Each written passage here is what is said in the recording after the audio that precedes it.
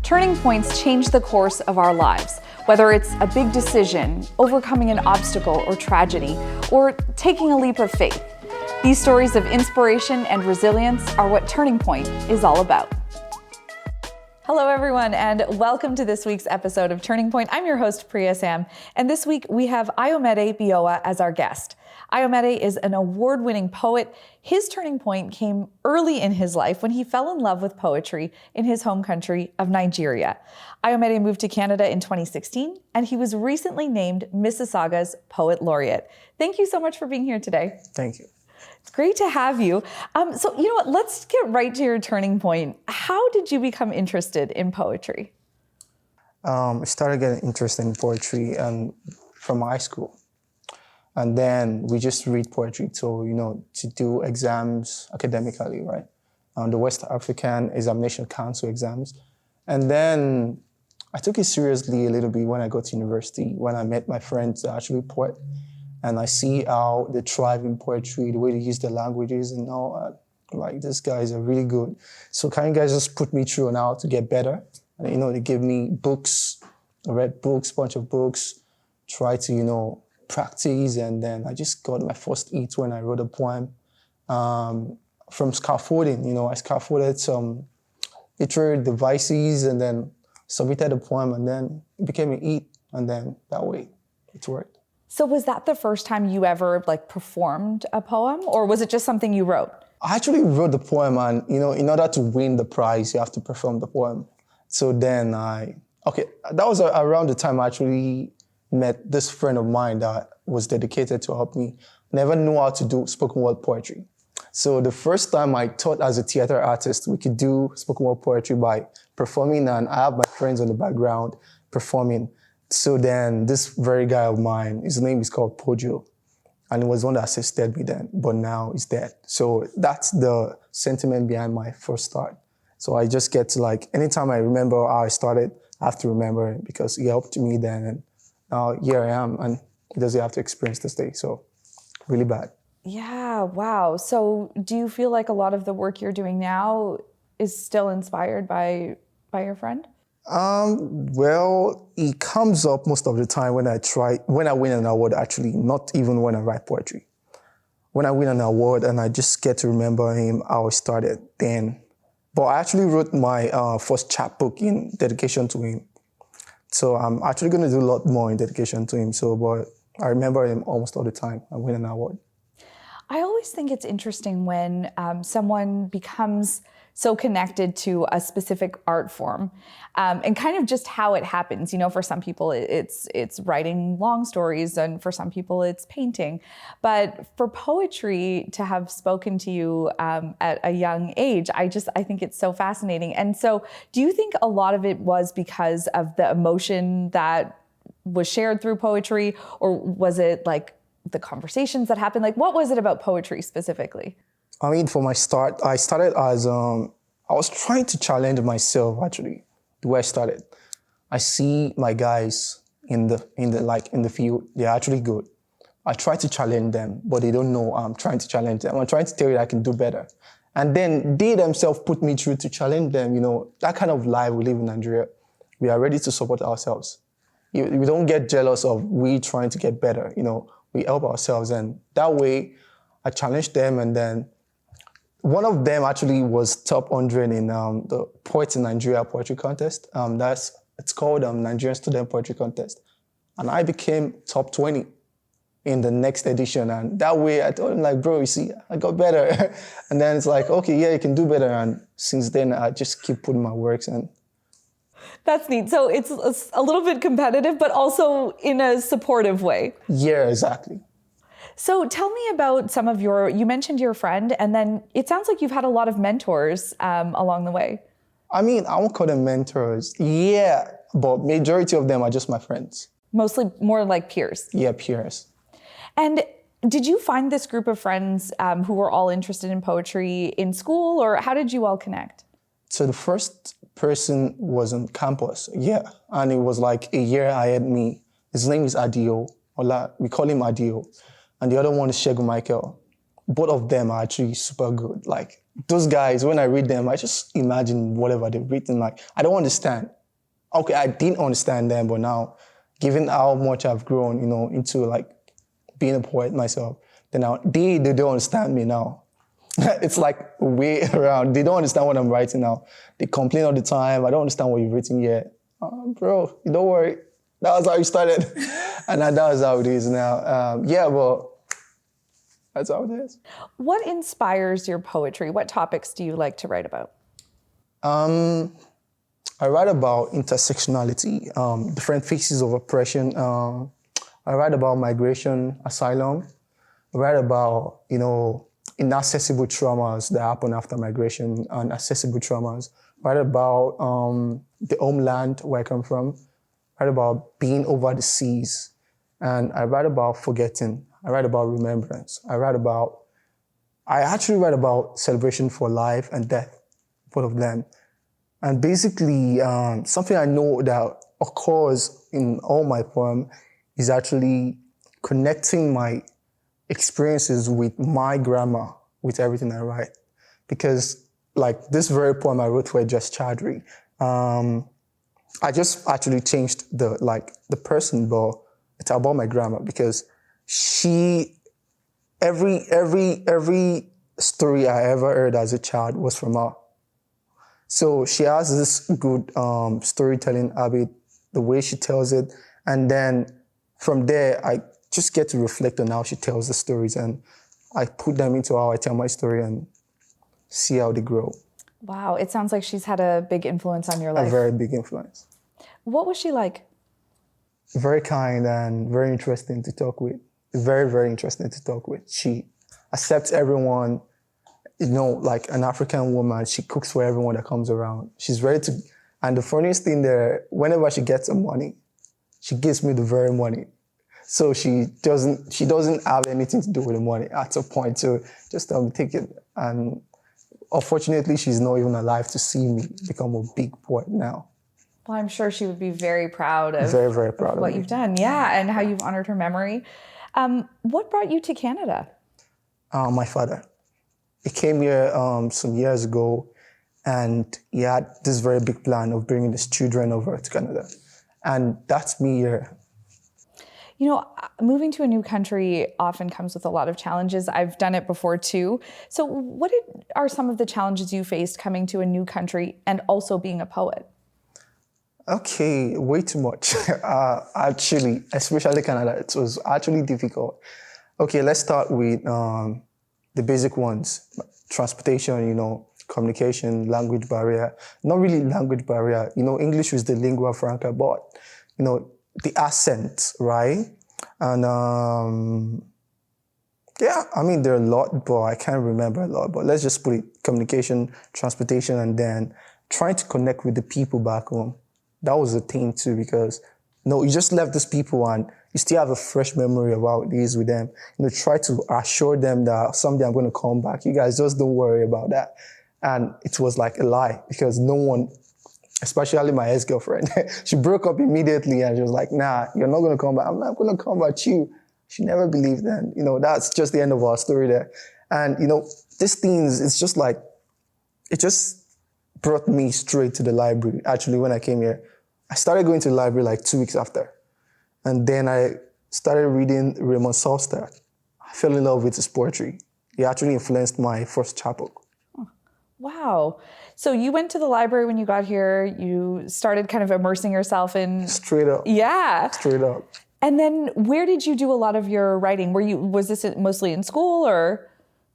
At first, I was working in the factory and I did most of my writing during my break time on my phone. And then after the factory, I go to the coffee shop, Tim Hortons. So that was where I completed my whole chapbook in the coffee shop. I mean, a lot of great things happen at Tim Hortons. So there you go. It's very Canadian of you.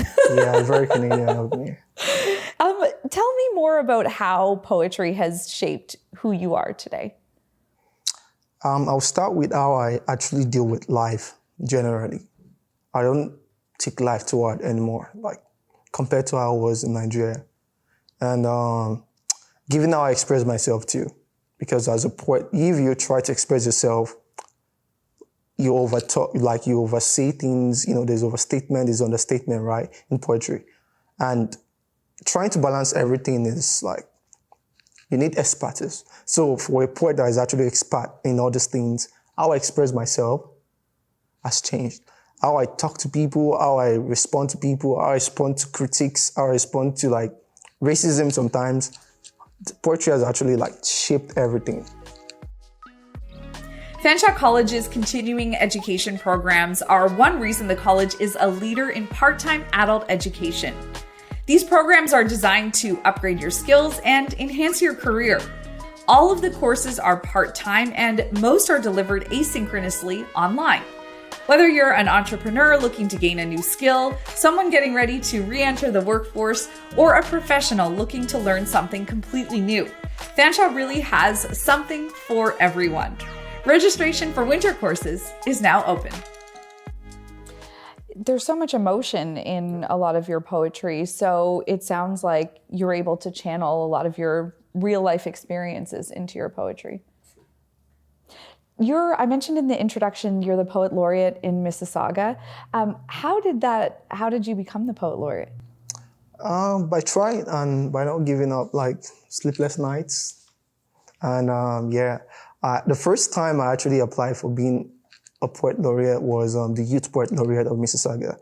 And then I realized actually I didn't deserve the post then, even though I was even given, because I wasn't ready. I just tried it like, okay, let me just put in this application and see what happens. And then I wasn't chosen and I wasn't even feeling that bad. But God actually wanted me for something bigger, to be the actual mentor to the Youth Poet Laureate. So imagine me, I was chosen then, I would actually have this post today. So the very girl that was chosen then, I'm a mentor to her right now. And that makes me feel really obligated, like I need to get better now at this point, It sounds like it's been really motivating for you to get that position. A lot of people don't know what it means to be a Poet Laureate. So tell me about the role. What do you get to do? So I would actually connect this to John Dryden. That's like the medieval poet then. It was like one of the Poet Laureates I actually read about. And the way he writes in honor of like the city rulers, occasions that happen, to write about them, write about love and everything.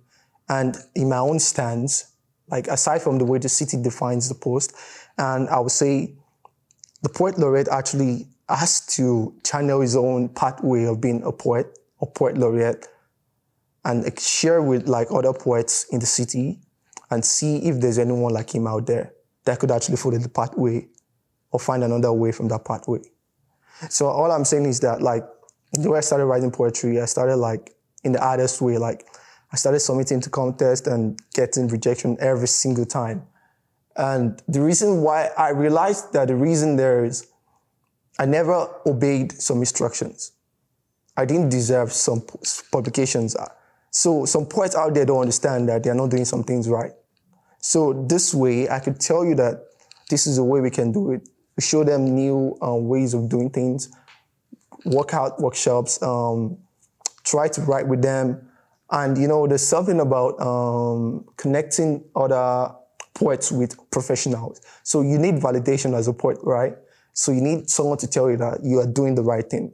So then I connect you to other professionals I know, and then we all work together. And that way we can promote poetry in Mississauga. That's so interesting that so it sounds like you can really make the role what you want it to be. Exactly. Shortly after you became the Poet Laureate, you read a poem in council chambers about Ejaz Chowdry. This is a man who was killed by Peel police after his family called for help when he was having a mental health crisis. How did his death impact you? I mean, his death triggered the death of my grandma in me. And no one killed my grandma, actually. She died of diabetes. And I just feared that what if my grandma had come to this country with me and she had that same scenario and I had to call, or maybe one of my siblings had to call the police. Well, that same thing happened. What would I have done? I put myself in that position and write everything. Although I changed it and put in the poem I wrote about my grandfather, something. But it's actually trying to balance my own perspective of things I've experienced the things I fear. And Ejaz Chowdry actually lived some streets down my street in Mississauga. And I was out that day when I had the gunshot, but I didn't realize it was like something that serious, you know. Then later you see the video and you're like, so something like this happened. And that's how some people die, you don't even realize. That's how a lot of people don't know what's going on. Just happens in a blink of an eye and then they're gone. And no one is to be punished for that. You know, how can we use force for something that needs careful consideration? Like, you know, this is mental health we're talking about. Then use force for that. We're using force for force, not force for like a care matter, something that we realize that you guys are the actual people disabling this people called disabled people, you know. And I just try to write about that. Yeah, I mean, and I think, you know, these are obviously not easy topics to write about, to talk about. So I am sure a lot of people would also say that it's very brave that you wrote this poem and that you presented it in front of City Council. I know, right? I also thought about that. I was like, okay, they asked me what poem did I want to read. And I said, this is the poem I want to read. And I was expecting them to tell me, this can't go. I was expecting, and they didn't say anything. They just let me read. And I expressed myself, and they welcomed me, and they took it that way. And I was like, okay, no problem. And that's how it should be. It should be, right? Yeah, but it isn't always like that. It isn't, I know. And this is why I want to tell the poets out there that don't be scared.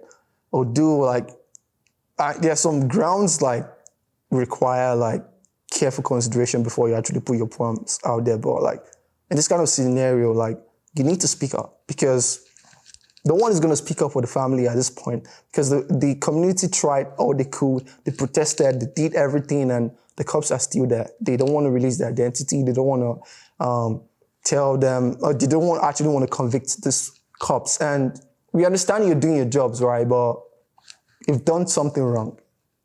I'm sure some of these cops are going to have this cute, although you're doing your job, but you've done something wrong. And why don't we just let justice prevail, you know? But, you know, it's just what it is. You're giving me, and I'm sure the people listening and watching this, a lot to think about when it comes to the power of spoken word and the power of poetry, because it really does have the ability to have an impact on social issues, on the conversations that we're having. And you, in the position that you're in, are able to have this platform. So what else do you hope to accomplish with this role? Let's start with the selfish interest first. I actually want to be a winner of several prizes. I have my eyes on, let's start with the Governor General Literature Prize and start with CBC prizes, Pulitzer Award, and the very optimum one, which is Nobel Laureate. So I just tell myself this is a step closer to being a Nobel Laureate because the difference is just the word poet and noble. Noble occupies everything, like the whole fiction, non-fiction, drama, everything shows how versatile you are with poetry and with literature. And this is a step closer. And I hope I get those ones first. And other one, I want to actually have more of me out there in Mississauga because I'm sure other poets in a way or the other poets out there like me, in the sense that most of them don't talk. And they get silenced easily and they just give up. But, I've always been like that for some years now. And I give up easily at some point. But now that I see that there are ways you can actually let these people listen to you. Now I want to show them these ways, and I hope I could achieve that and have a lot of me out there.